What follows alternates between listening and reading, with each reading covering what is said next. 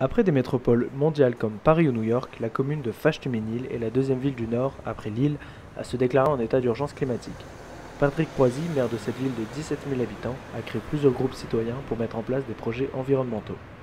Nous les avons rencontrés pour savoir en quoi consistait l'état d'urgence climatique. Déjà, c'est une grande fierté pour nous, vraiment. Grande fierté parce que déjà, on met la ville de Fâche-Tuménil sous les projecteurs pour quelque chose de positif. Et ça, c'est toujours un plaisir à la fois pour nous, politiques, mais pour les habitants qui disent on parle de ma ville en bien, quoi. Et ça, déjà, c'est une belle chose. Et puis après, le but, c'est de passer par le prisme de l'écologie la plupart des actions et des décisions qu'on prend, nous, au quotidien. Alors, c'est pas facile, mais on doit avoir à l'idée et à l'esprit que, tiens, on va statuer sur ça, quel est l'impact climatique, écologique de la décision qu'on va prendre. Alors on essaye d'équilibrer pour en faire en sorte que la mairie de Fâche-Tuménil soit la plus économe possible par rapport à ses émissions, par exemple. Enfin, on part de très très loin quand même, alors c'est pas évident. Ça a aussi amené un élan populaire de citoyens qui sont venus soutenir la démarche parce qu'on leur avait proposé ça, soutenez, vous pouvez venir signer. On a des groupes citoyens qui se sont créés. On a un groupe vélo qui s'est créé aussi, qui n'existait plus sur la ville, pour la cyclabilité de la ville, pour nous dire à quel endroit on peut installer. C'est tout bête, hein, mais si on dit que les gens doivent prendre le vélo pour se déplacer, ils doivent être aussi en capacité de garer leur vélo.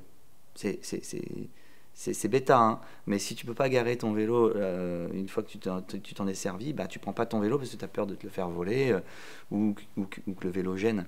Donc ça, on est en train de faire des réflexions avec les citoyens parce que le but, justement, c'est toujours pour nous de faire de la concertation et de la prise de décision ensemble. Et puis, parfois, il y a aussi des sujets auxquels on ne pense pas, qui sont tout simples et qui coûtent pas cher et que les citoyens vont venir nous apporter. Donc, il faut être assez modeste quand on est élu en se disant c'est pas parce qu'on est élu qu'on sait tout et les citoyens ont énormément de choses à nous apprendre. Aujourd'hui, à Fâche-Tuménil, moi, je me déplace énormément à vélo ou à pied dans Fâche-Tuménil. Il est évident qu'au niveau cyclabilité, la ville est vraiment pauvre et donc il y a vraiment une urgence pour moi à développer le vélo dans les villes pour permettre surtout aux jeunes générations de pouvoir se déplacer facilement donc de Fâche-Tuménil à Lille parce qu'aujourd'hui les facs, la vie est surtout sur Lille, donc Lille est en avance dans ce domaine par rapport à Fâche-Tuménil. Donc il y a vraiment une urgence à ce que les jeunes, déjà nous à l'époque, nos jeunes qui fréquentaient les lycées et les universités sur l'île, c'était compliqué de s'y rendre à vélo, donc ça fait plus de 20 ans, donc il faut vraiment, pour moi, il y a une urgence à ce niveau-là.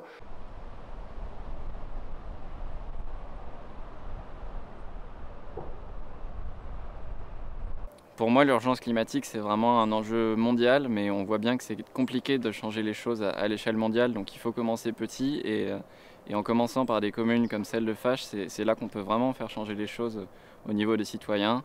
Et avec l'équipe engagée qu'on a, je suis fier de pouvoir avoir un réel impact et d'être sûr qu'on va pouvoir faire des choses qui vont changer la vie des citoyens de Fâche. Plusieurs affiches comme celle-ci ont été installées dans la ville afin de sensibiliser les habitants à l'état d'urgence climatique. Mais concrètement, comment s'organise la politique environnementale de la commune ? On a pris une chargée de mission et son but, ça va être d'essayer de trouver le maximum de subventions partout où c'est possible auprès des partenaires. L'ADEME, l'Europe, le département, la MEL, qui vous voulez. Mais sa mission, c'est il nous faut du pognon, quoi. Il n'y a pas d'autre mot. Et après, charge à nous d'avoir une stratégie. Et après, l'argent qui est économisé, vous ne le mettez pas dans la dette ou dans le budget, mais vous le laissez de côté pour financer la prochaine action écologique. Et en fait, c'est un levier d'entraînement qui fait qu'après, on a cette réserve d'argent-là qui va nous faire d'autres économies par la suite. Et c'est un circuit positif, quoi. Alors on a identifié plusieurs axes de travail. Le premier axe de travail, c'est de réfléchir à l'implantation de micro-forêts dans la ville, des forêts d'un minimum de 100 mètres carrés pour apporter de la biodiversité, favoriser la production d'oxygène, voilà, apporter un petit peu de bien-être aux citoyens. Il y a d'autres axes de travail que sont la végétalisation des façades et également la facilitation de permis de végétaliser pour les citoyens des espaces verts autour d'eux. Et enfin, la mise en avant des parcs et jardins déjà existants dans la ville. On travaille notamment avec d'autres mairies partenaires, avec la métropole de Lille, avec des gens qui sont déjà intervenus sur des sujets similaires. On sait qu'il y a des arbres, des essences locales qui sont plus adaptées à nos sols, qui sont plus adaptées à ce qu'on veut en faire. Donc une des premières étapes, c'est d'identifier les lieux, comme je l'ai dit tout à l'heure, les essences qu'on va planter, et puis ensuite de voir exactement comment ça se passe, de définir le bon moment, de définir l'entretien, et éventuellement de faire le moins d'entretien possible pour favoriser la biodiversité. En fait, nous, si vous voulez, la première chose qu'on s'est dite, à Fachtemesnil, pour pouvoir circuler à vélo, il faut pouvoir stationner son vélo.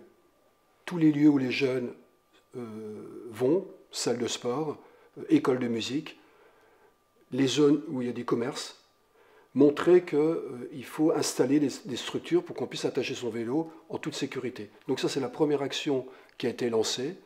Et donc la mairie, suite à notre état des lieux, la mairie a acté d'installer là prochainement une 60aine d'arceaux vélos, qui est quand même, c'est quand même pas négligeable, parce qu'aujourd'hui, sur Fachtemesnil, il devait y en avoir à peine 60. Tout ce qui attache, ça, comme je vous disais, c'est à la maille de la mairie, donc c'est facile. Par contre, tout ce qui est voirie, là, ça va être des discussions qui vont être beaucoup plus, comment dirais-je, plus longues. Comme on est reconnu, donc on va pouvoir exprimer nos doléances avec les personnes de la mairie. On va s'appuyer aussi avec l'association ADAV. Donc moi, quelque part, je suis le correspondant ADAV sur Fachtemesnil. Et aujourd'hui, ma raison d'être est forte, parce qu'auparavant, j'y étais, mais mes actions, je restais sur l'île, je ne faisais rien sur Fachtemesnil. Aujourd'hui, avec l'association Droit Vélo, qui est quand même, ce sont quand même des spécialistes, ils ont plus de 20 ans, la MEL s'appuie sur leurs connaissances techniques, donc on va pouvoir travailler avec la MEL, parce que ce n'est pas simple de passer une route en piste cyclable, parce que le but est de ne pas chasser les voitures. Nous, on ne veut pas non plus se mettre en conflit avec les automobilistes, mais leur dire que parfois c'est peut-être mieux de stationner sa voiture et prendre son vélo pour aller sur l'île. Voilà, on n'est pas non plus on ne veut pas zéro voiture dans la ville, mais si on pouvait déjà limiter les déplacements, plus on aura d'infrastructures en sécurité, parce que c'est toujours le but, ça va permettre aux gens de se dire maintenant je peux prendre mes vélos en sécurité. Et voilà, aujourd'hui, ce n'est pas le cas, il y a une dangerosité manifeste. Donc, si les infrastructures existaient, ça permettrait aux enfants d'aller tranquillement et les parents seraient rassurés. La route d'Arras, qui rejoint les trois villes de Fachtemesnil, Wattignies et Lille, est au cœur des discussions du groupe Vélo, afin de rendre la rue plus sécurisante. Les projets du groupe Vélo et de la végétalisation de la commune ont été lancés il y a plusieurs semaines par le maire de Fachtemesnil. Mais concrètement, comment cela va changer le quotidien des habitants? On l'espère, c'est-à-dire que faciliter la prise du vélo, on espère qu'en effet les gens vont se dire je vais acheter un vélo, je vais avoir une prime, je vais pouvoir circuler bien dans la ville de façon sécurisée, je vais pouvoir le garer comme je vous ai dit, et donc on espère que par plein de petites actions comme ça on va pouvoir changer la vie des gens. Maintenant, c'est aussi au Conseil de citoyens de revenir vers nous en nous disant voilà, on a cette idée, ça peut être utile pour l'écologie, pour la nature, pour la transition, et on vous la soumet. Parce que les conseils de citoyens, c'est quelque chose que l'on a mis en place et qui ont vocation à être autonomes par rapport à la mairie. C'est-à-dire qu'avant, c'était des conseils de quartier présidés par un élu. Voilà, c'était vraiment des petits organes de la mairie, mais détachés.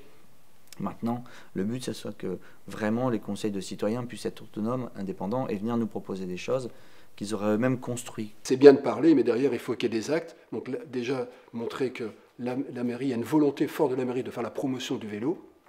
Donc ça, c'est la première chose. Ensuite, ça va changer. Si on voit des vélos de plus en plus dans la ville, ça va donner envie de faire du vélo. C'est clair que si on ne voit pas de vélo, on n'a pas envie. Et pour moi, ce qui est important, c'est de pouvoir avoir une coulée verte qui part du sud de Fachtemesnil pour rejoindre Lille. Moi, je le constate, on a quand même énormément de bouchons sur les grands axes. Et je pense que moi, personnellement, avec mon épouse, lorsqu'on va à Lille, c'est 15 minutes. Donc moi, j'ai envie d'aller au cinéma, je mets 15 minutes à vélo. Si j'y allais en voiture, je pense que je doublerais, je triplerais le temps. Donc c'est aussi pouvoir profiter de la ville tout en étant un peu à la campagne, entre guillemets. Bah, comme je le disais, les arbres, c'est quelque chose qui est vraiment très visible. Donc avoir une ville qui est verte, au-delà des labels qu'on peut avoir, c'est quelque chose qui permet de voir directement que la mairie est engagée, d'avoir un réel impact sur le bien-être des citoyens qui vont peut-être avoir plus envie de sortir, peut-être avoir envie de s'engager dans d'autres démarches. Et puis ça permet de limiter la construction à tout va dans la ville, donc ça n'a que des avantages de végétaliser. Plusieurs mois de discussion et de travail attendent les acteurs impliqués dans la politique environnementale de la commune. Un travail long, parfois compliqué, mais qui pourrait donner des idées aux autres communes de la région.